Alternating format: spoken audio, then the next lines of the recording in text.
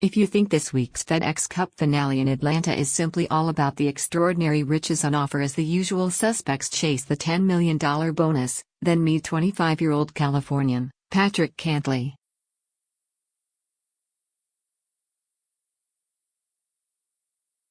Once a more fated amateur golfer than even Rory McIlroy or Jordan Spieth, life and fate took such a grotesque turn it was as if some malevolent spirit was determined to see him fail.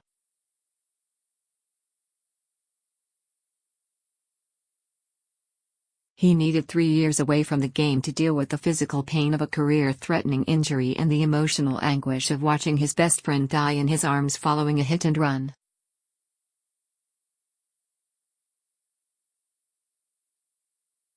But Cantlay has shown a strength of spirit to go alongside his wondrous talent to take his place alongside Dustin Johnson, Spieth and Justin Rose in the 30-man field at East Lake.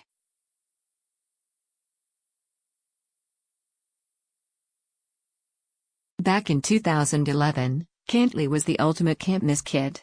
Aged just 19, he became the first amateur to shoot 60 in a PGA Tour event and finished in the top 25 in his first 4 appearances.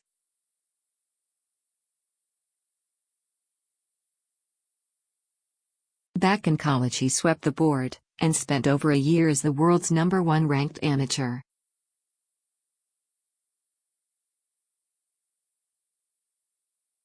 The problems began almost from the moment he turned pro in 2012.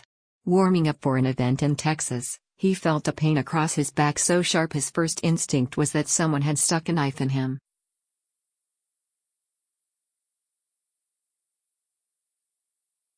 He took the rest of the year off after being diagnosed with a stress fracture, but the pain returned when he started playing again.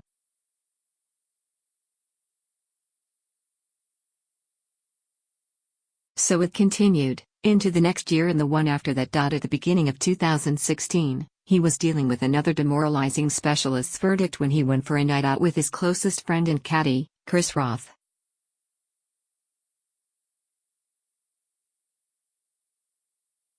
Hopping from one bar to the next, they were crossing a road when Roth was killed by a hit-and-run driver.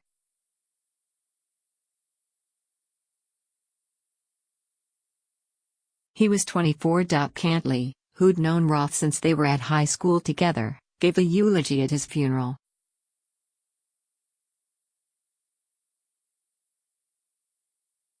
"It still haunts me when I think about it," he says. "There are not a lot of words that really describe how upsetting it was. Nothing is ever going to make me feel better about it."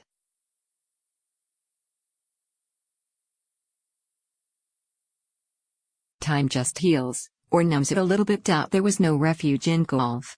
He visited doctors all over America, even a specialist in Germany, but none could offer a return date.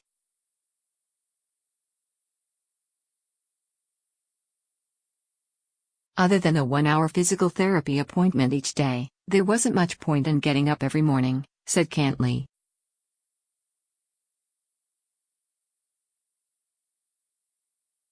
People would ask me how I was feeling, but the reality was there was one thing I wanted to do and I couldn't do it.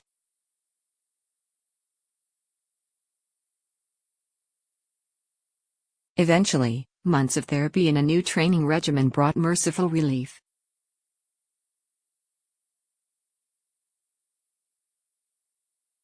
By the start of this year he felt well enough to plan out 10 events granted to him courtesy of a major medical extension.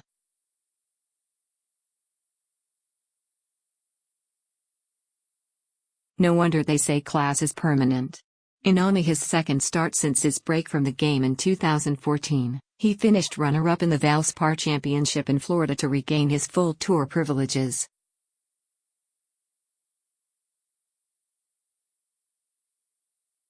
Cantlay didn't want to push it. He stuck to his 10 events and reached the final one on Sunday, needing a birdie at the par 5 18th hole at the BMW Championship to claim his place in the top 30 to progress to East Lake.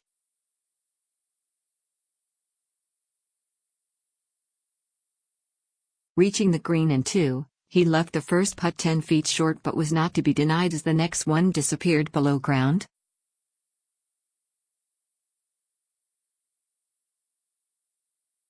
Cantlay must have laughed inwardly when someone asked if he'd been nervous over the putt.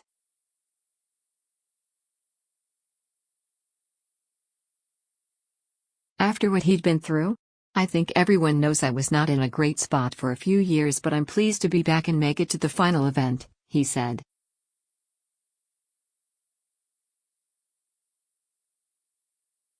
It means I'm in all the majors next year, and so I'm going to get a chance to compete with the best on a weekly basis.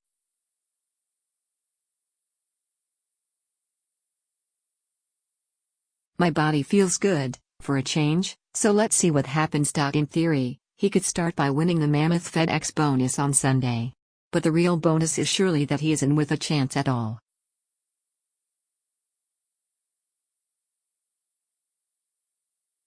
Rory McIlroy will begin his second decade as a pro at the same tournament where he started his first after adding next week's British Masters to his schedule.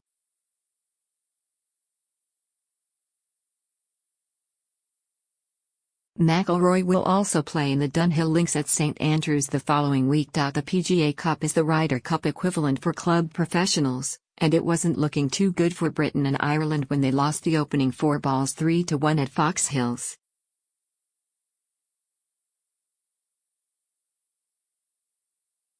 But they fought back so splendidly over the weekend in Surrey they completed something of a rout, losing just one of the 10 singles matches on Sunday for a 16-10 triumph.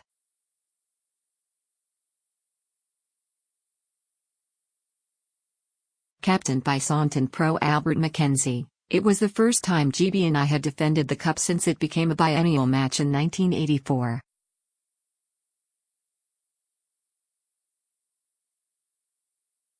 Meanwhile, at Royal Birkdale next week, it will be the turn of a 13-man team representing our injured servicemen who will take on their American equivalents for the Simpson Cup.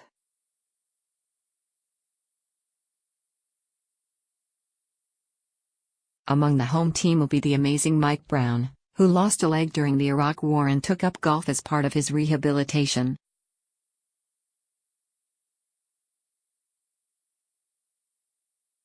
At the age of 39, he is now playing off scratch.